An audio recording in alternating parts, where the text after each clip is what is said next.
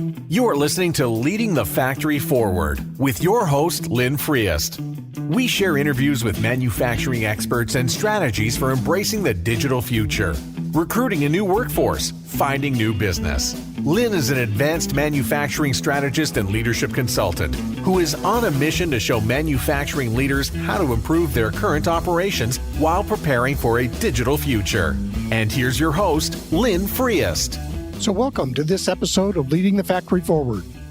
This episode is number 63, and it's going to be a conversation with Jennifer McClure around personal branding.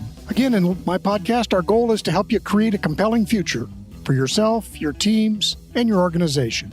I encourage you to visit my website and download the summary at the bottom of the podcast episode, and then use that as a tool to capture notes as you start your exploration of the concepts in this episode. Or to help you get started on your journey and to stay up to date on new episodes, please download the free worksheet, 3 Steps You Need for a More Productive Workday. So in this episode, I'm going to be talking with a good friend and colleague, Jennifer McClure, about personal branding and then some ideas on using LinkedIn. Jennifer has been a featured speaker at over 350 HR events, both in the U.S. and worldwide. She has been sharing her knowledge on the future of work, talent strategies, and developing high-impact leadership for several years.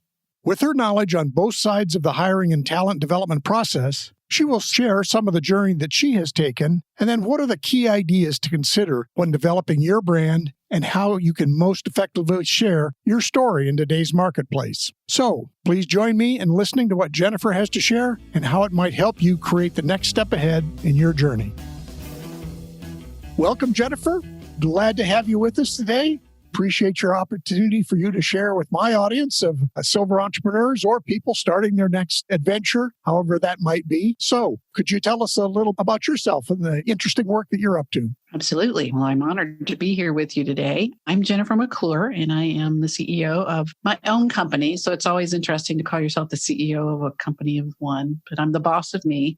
And that's my company's called Unbridled Talent. And I'm also the Chief Excitement Officer. I got a little bit more creative of an organization called Disrupt HR. My background is about 20 years in the corporate world in HR leadership and executive positions. Then I took a little time as an executive search consultant. Got an executive coaching certification during that time as well to both help companies to find the leaders that they needed for their organization as well as to help develop them. And then in 2010, I stepped out on my own to start my own company and have been a professional speaker for the last 10 years. I still do some executive coaching, but mostly speaking and training. And Disrupt HR started in 2013, and that is an organization where local volunteer leaders hold events around the world where people give 5-minute, 20-slide, 15-second talks about a topic related to anything about the workplace or the future of work or pretty much anything. And we've had over 5,000 talks given since the organization started in Cincinnati in 2013. All of those videos are out there online at disrupthr.co for people to watch and enjoy. And pre-pandemic,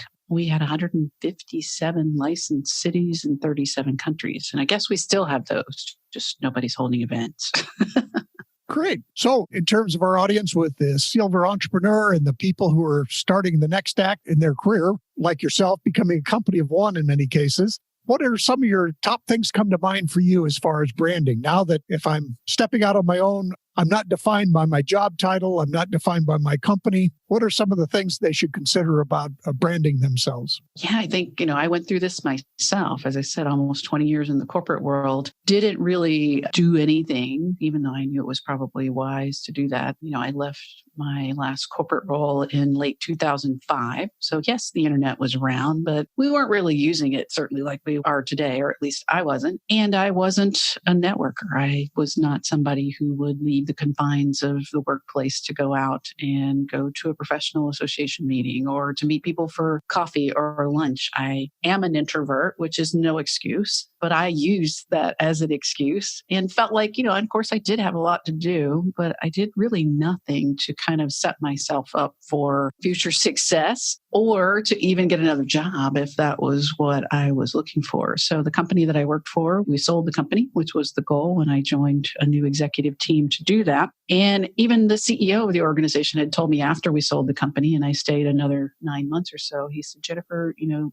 really should go out and be looking for another job because, these things happen and typically the executives are changed out. And I don't know why I felt like, I think it was more that I was afraid, although fear might be just lazy. That's not a good word either. Either way, I didn't do it. And I used the excuse that I didn't think that it would be right to go out and look for another job while I was working full time, which is kind of really stupid when the CEO tells you you should go out and look for another job. So I think that tells all of us that what it really was some sort of fear of what was next. So when I did find myself out on the street without a job, I had no resume. I had no network. I had no quote brand and, really didn't want to go back to work in a corporate environment. It had been a turnaround situation that I was involved in. So it had been a lot of really hard work, a lot of hours, weeks, days, months, and we'd done good work. And I was sort of burnt out, I guess. And so I thought, well, I'll take a month, and I share this story with people of all ages, not just people who are or maybe in their later stages of their careers. I had a severance package and, a few months of salary. And so I guess I thought that I was so good that I could just pick up a job anytime I wanted. And so I told myself, this was late October, and I said, well, I'll take the last couple of months of the year off. I'll start my job search in January. I'll get a job January 2nd.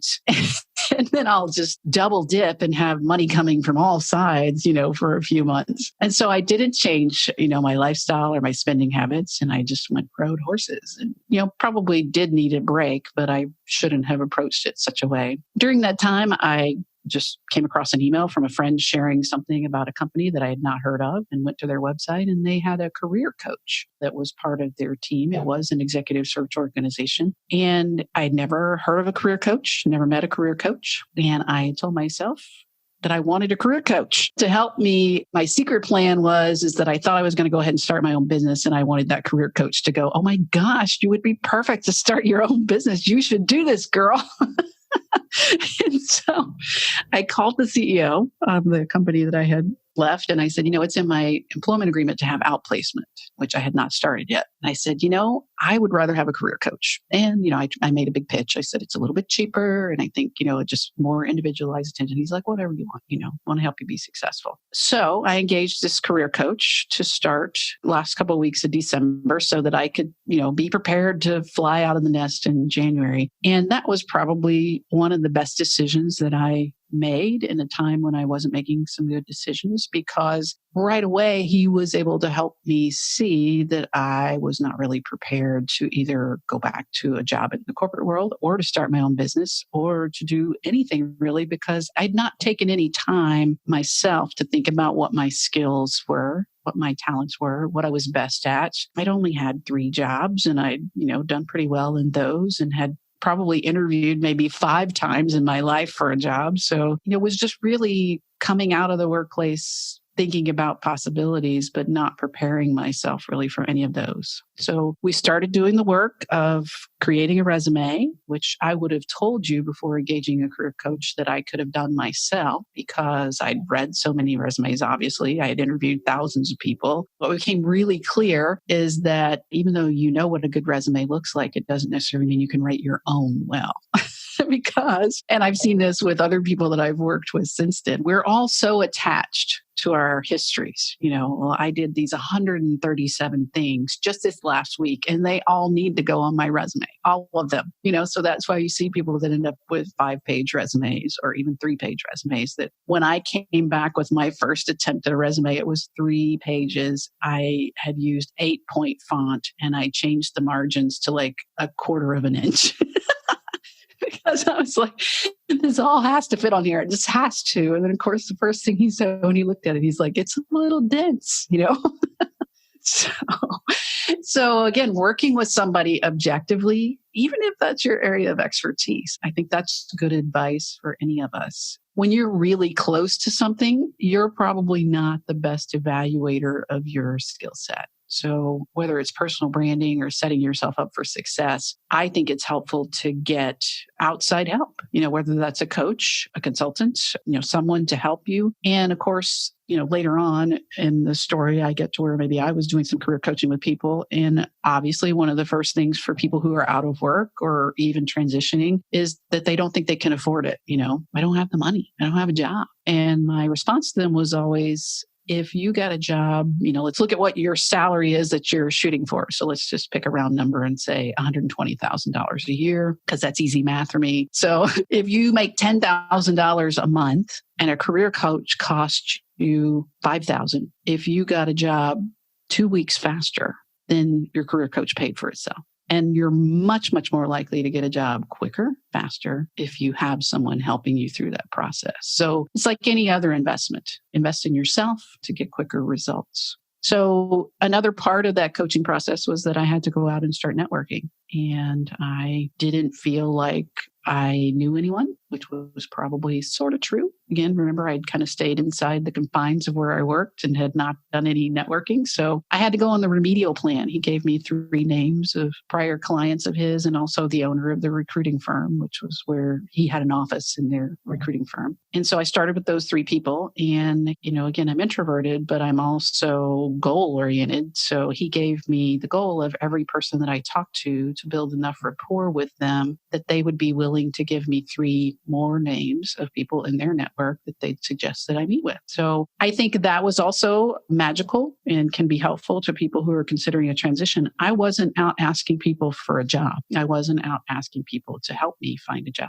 The goal was to build rapport with people, to get to know them, to get them to like me enough to give me names of their friends that they would suggest that I talk to. So to do that, you end up talking much more about them, and I'm insanely curious about people. So it was easy to say, Lynn, can I have 20 minutes of your time to just kind of chat about your journey to where you are, as a coach, as a consultant? I'd love to learn about how you transitioned out of the workplace. And then I can tell you a little bit about what I'm thinking. So it's a non-threatening ask as well for people who are looking for something. It's a much more difficult ask when someone says, hey, Lynn, I don't know you very well at all, but I'd like to buy you a cup of coffee. I'm looking for a job and I'd like to see if you can help me. Well, Lynn knows that he doesn't have a job in his back pocket and he doesn't want to feel bad. So he's going to find any reason in the world not to make that happen, But if I say, hey, Lynn, I'd like to talk about you. I'd like to learn about your journey. I really want to understand how you made this transition truthfully, because that's ultimately going to help me to have that information. But it's also a much easier ask of you. You just get to come and talk about yourself.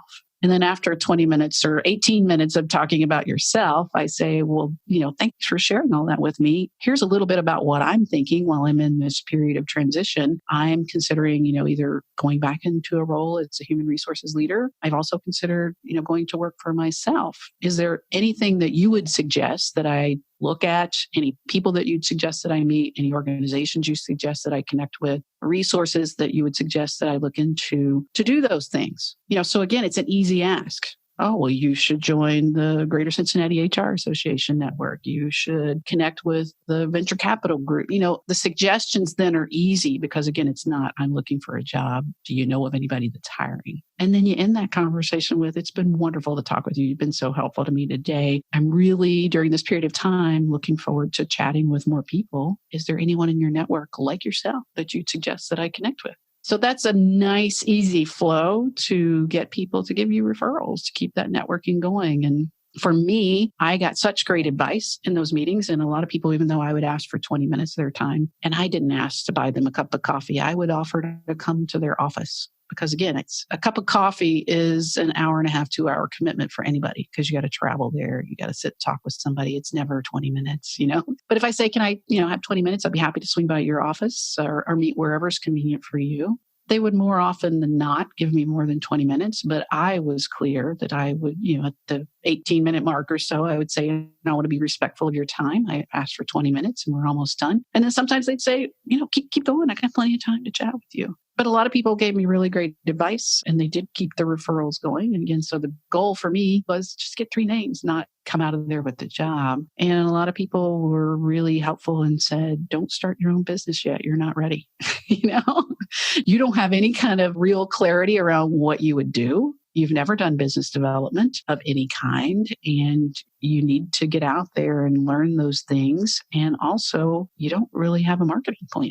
So whether we call it personal branding or a marketing plan, all of those things were correct. And so some smart people suggested that I start with a remedial step and join either a consulting firm or a recruiting firm where I could learn the business development aspect from someone else. I could build the relationships that I would ultimately need to start my own business. And they kept pointing me back to the owner of the recruiting firm that I was actually doing coaching through. He was known as a relationship builder, not as a kind of transactional recruiter type person. And so when I talked to him, he was willing to give me a shot. And I did that.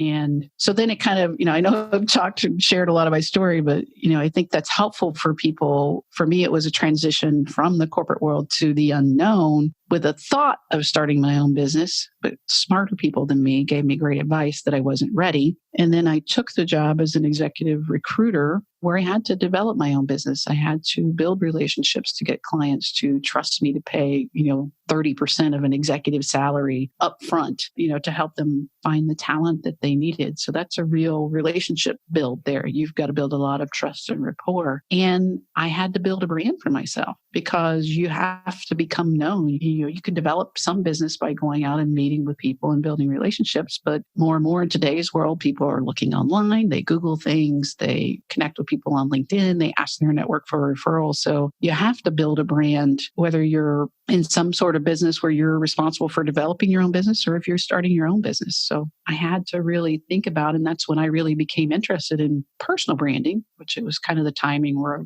that was becoming more and more popular. It's like, what can I do to build my brand as an executive search consultant so that I'm the first name that someone thinks of when they have an opening in their company? That we need to call Jennifer McClure to help us fill this CEO role or this VP of HR role or this VP of sales role. Jennifer is the one that we need to call because she's the best, or I know her, or I've heard about her, or whatever that might be. So I think, I learned about relationship building and personal branding and a lot of things during that transition time, and then had to do it all over again when I started my own business in 2010. I'll take a breath, Lynn. Goodness. Well, thank you, Jennifer. And again, sharing your story, I think helps a lot of the people that listen to this podcast kind of understand the process that we go through. Now, you mentioned LinkedIn. What are 2-3 things that first come to mind as people maybe need to start upgrading their LinkedIn profile or their LinkedIn presence even? Yeah, it's interesting. LinkedIn, I started as an executive search consultant in 2006, and LinkedIn was relatively new. And even in Cincinnati, people were very skeptical of it. It was, what is this LinkedIn thing? They're trying to get all my data, which they are for hopefully good purposes. So I started using LinkedIn again as part of that process to build my brand as an executive search consultant because I was interviewing a VP of HR candidate. And he mentioned at the end of the interview, he said, yeah, I've got a couple of interviews this week. A recruiter reached out to me on LinkedIn. And I was like, what is this LinkedIn thing you speak of? I'm a recruiter. Why have I not heard of it? So he kind of, I think that was February of 2006. So I'm member number 5,200,000 something on LinkedIn. And today they have over 800 million members. So it was in pretty early. And what I started doing was, again, using it to connect with people that I had met.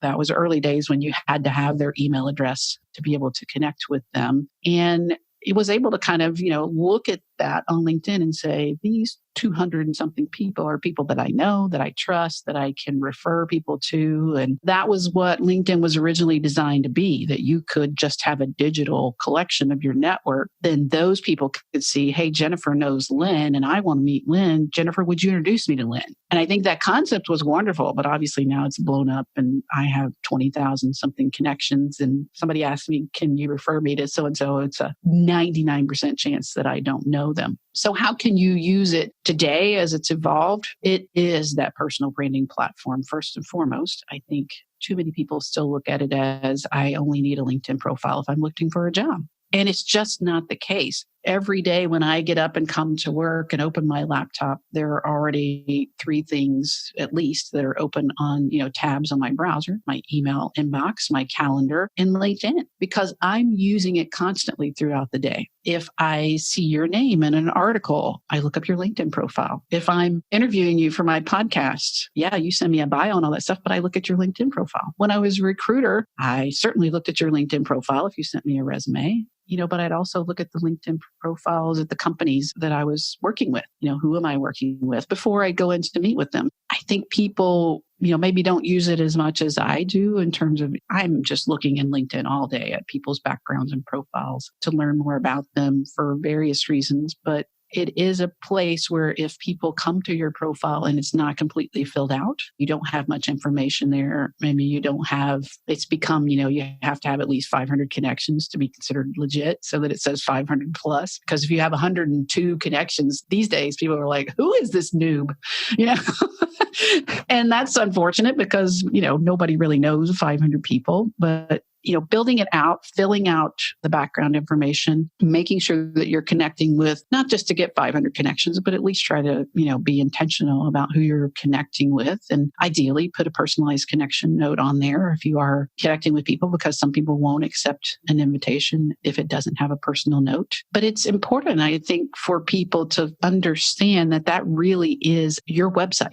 You may have your own website, especially if you have your own business. But if you're thinking about starting your own business, maybe you don't have one yet, or maybe it's not completely built out because a website can be expensive to do it the right way. Your LinkedIn profile is more than likely going to be one of the first or second results for your name. If someone Googles your name, even if you have your own URL for your own website, because, I'm no Google SEO expert, but I understand that the search results that show up higher are the ones that have more activity. So think about your website, even if you have lynnfrias.com, or I don't have jennifermcclure.com, I have jennifermcclure.net. How many people go to that a day? If you're lucky, a few hundred. But on LinkedIn, if you post a status update, you share an article, you connect with people, all of those are SEO juice. All of those are activity. So that's why your LinkedIn profile, sometimes for me, it's going to show up above my website, because that's got more Google juice. So again, if you're a person who doesn't have a website yet, or even if you have a website, but you're not, IBM.com, your LinkedIn profile is going to be one of the first, if not the first things that people see when they Google your name. So if you're trying to start your own business, or if you just want to grow your career and you're doing anything out there, then people are going to Google your name to learn more about you or to find out about you, or they're going to do just like what I do, just go straight to LinkedIn. So for anyone, I think it's really important to have a fully complete profile, build out your work experience history, have a really great summary. Your summary, in my opinion, and you'll get different opinions, should not be in third person. Lynn is a coach.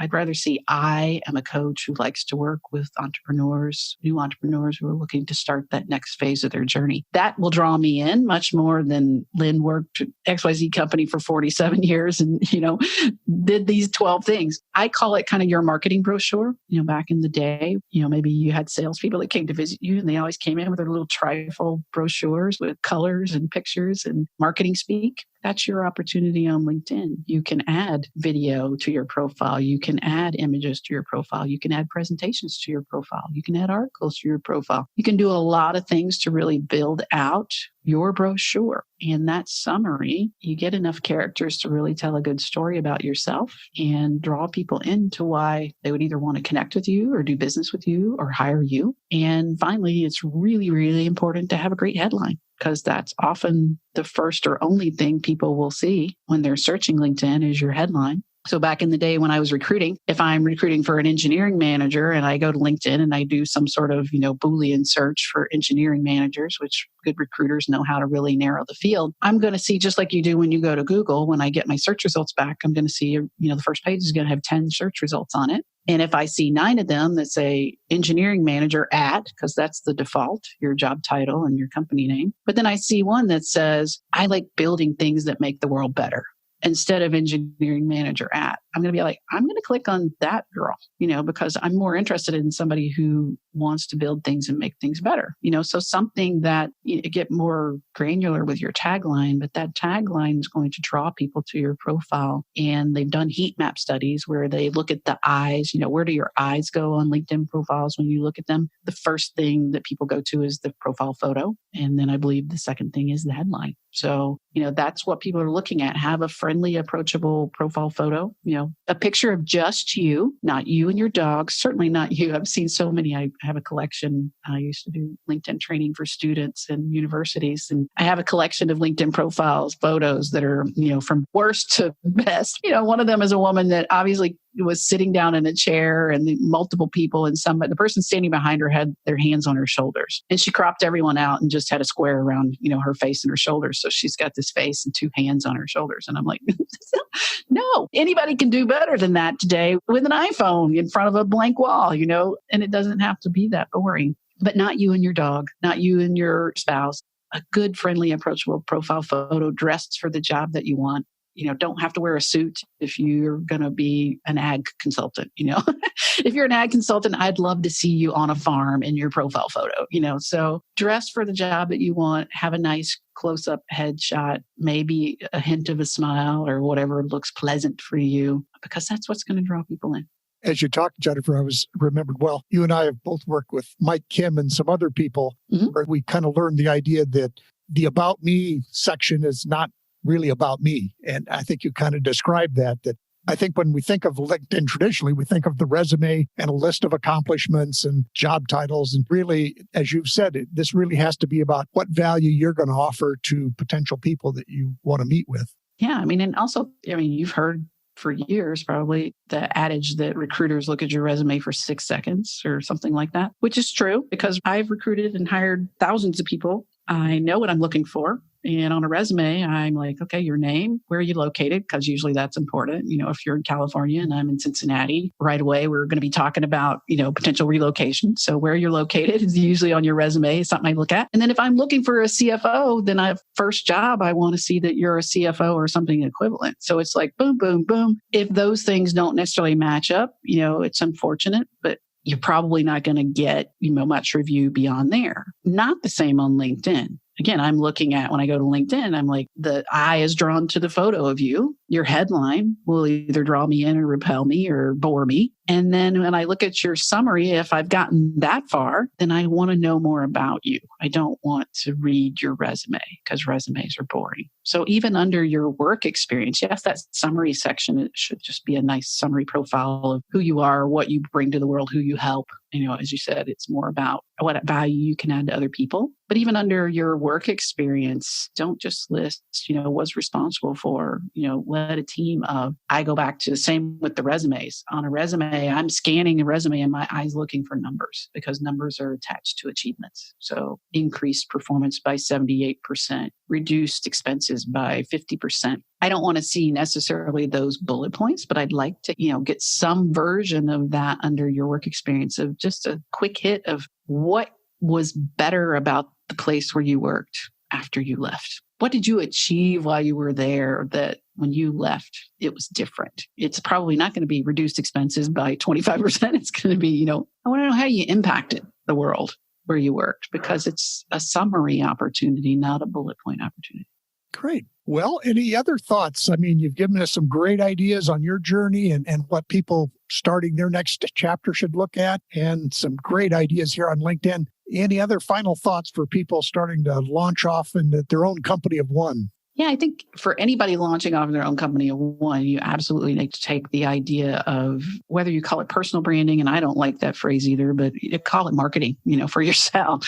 Personal marketing, you do have to take it seriously. It's not enough. I would have 1,000% been a failure if I had come out of my corporate job and done what a lot of people do and what I had planned to do. Just open my own. I'm open for business. Hire me, And even if you're not like me and maybe you do have a network, maybe you will get some business through your network. But ultimately, we live in a world where people use the internet to do research, where they come across people that they've not met before. It's amazing to me still, even with 10 plus years of creating content and sharing online and having a website and having a reputation and a brand as a speaker. I'm doing a virtual summit tomorrow for a global HR team that came to me 2 weeks ago from a LinkedIn message from someone that I did not know. She invited me to connect on LinkedIn. Her first sentence was, I love Disrupt HR, and I've been to several Disrupt HRs. I am having a virtual team summit for my team on October 15th or whatever that is. And I was wondering if you would be interested in being a speaker for us. And I was like, is this for real? Because that happens. I mean, does that happen every day? No, but it happens multiple times a year where my brand preceded the ask. She reached out to me because of brand, number one, that I'm associated with. Number two, because of that, she has followed my work and knows that I'm a speaker. So when she had a need for a speaker, she thought of me. And we didn't know each other. We weren't even connected on LinkedIn. So I think for anyone who is looking for low-hanging fruit, building your brand will be critical to getting business, even from the people who search for you actively, or even if it's a referral, because they're going to go to your website or your LinkedIn profile or both, or your social media presence online, and they're going to evaluate whether or not they think you're a good fit for their opportunity before they reach out to you, even if they were referred by their best friend. So that's one side of branding is that people are going to do research on you. So you want to have a body of work that represents your brand, whether that's a blog, a website, a LinkedIn profile, a good social media presence, any or all of those things where people can look at who you are, what your voice is, what your approach is, and decide if you're a good fit for them. And then it also works just like, example that I shared. People that don't even know you may connect with you. Earlier this year, again, the last in-person speaking event that I did in February was for a large veterinary group that, same thing. The SVP of HR Googled, the future of work, the future of HR, came across my name, looked at my website, connected with me on LinkedIn, and then reached out to me and said, we're having a leadership summit for our team. Would you be willing to come? So there's multiple ways to build your business. And I think I'm a silver entrepreneur with, different color hair myself. And I think, I grew up in the world where you think of a salesperson who's calling on people, whether that's by phone or showing up at the door, is how people get business. We know in today's world that's not necessarily the case, but I guess it's still my first thought. But the reality is in today's world and the generations that are coming into the workforce today think entirely different than that. The web is a gold mine of information, and you need to put information on it where people can both research you and decide if you're a good fit and or find you. And I've been in business now for 10 years. We'll pull the global pandemic out of that. But